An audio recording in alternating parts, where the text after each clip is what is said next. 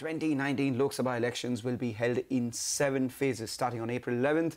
The elections will end on May 19th and the results will be announced on May 23rd. The Model Code of Conduct has begun as of yesterday. To give us more details, we have Rituparna Bhuyan joining us on the phone line. Rituparna, good morning. First up, as the Prime Minister tweeted, the Festival of Democracy begins. That's right. It will be a 7-phase election and we will see in the first phase itself, 20 states going for elections. 11th April, that is the first phase. Second phase will start on 18th April. The last phase, which is phase 7, that starts on 19th of May with just 8 states. Now, on 23rd of May, we will see counting for all those seats. At the same time, we will see some of the states also go for elections simultaneously. And the Election Commission yesterday clarified that while Jammu and Kashmir was supposed to also go for state legislature elections, because of security concerns and because of feedback received from the state government and the Ministry of Home Affairs and other stakeholders, the Election Commission decided not to hold simultaneous state elections with in the state of Jammu and Kashmir. A date on this will be announced sometime later. Now, with the announcement of elections, the Model Code of Conduct that is, has been enforced now, which means that no new policy decisions can be announced by the government. In addition to that, several new measures will be taken by the Election Commission this time, which includes sending special observers to states like Jammu and Kashmir, as well as also enforcing very strict conditions for social media-related publicity. Though that will have to be declared by the candidates. Social media accounts will have to be declared by the candidates, and the kind of activity that goes on in social media accounts that will be monitored strictly by the Election Commission. With that, it's back to you.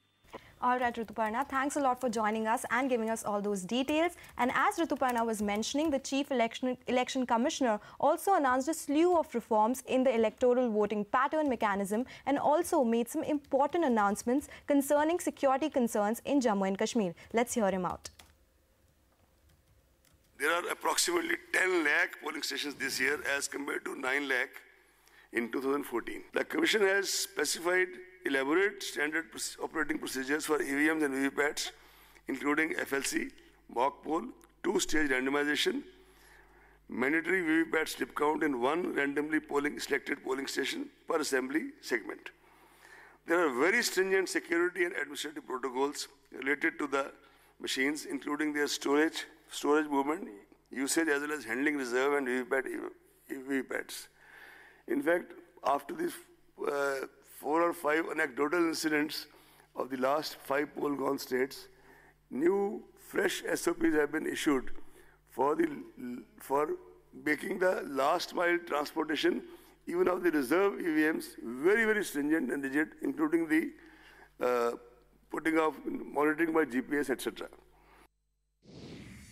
About holding elections in Jammu Kashmir, the Commission has been continuously assessing the prevailing situation in the state, requirement of central forces and other logistics for elections, requirement of the security for the candidates, and preparedness of the state for the election on key factors, including the recent developments. To assess the situation and level of preparedness, Commission had recently visited J&K and had detailed meetings with all the political parties, important central and state agencies, district authorities, Chief Secretary, DGP, and others. Constraint of availability of central forces and other logistics, requirement of security forces for security of candidates in wake of the recent incidents of violence in the recent past, and keeping all other challenges in mind and keeping a totality of views, the Commission has decided at this stage to announce only schedule of the parliament elections in Jammu Kashmir. Right, with that, we will slip into a short break, come back and we talk about a CNBC TV18 exclusive. Brian Monahan of Bank of America talks global growth and tariff issues with Shireen Barnes. Stay tuned, we'll be back with that exclusive.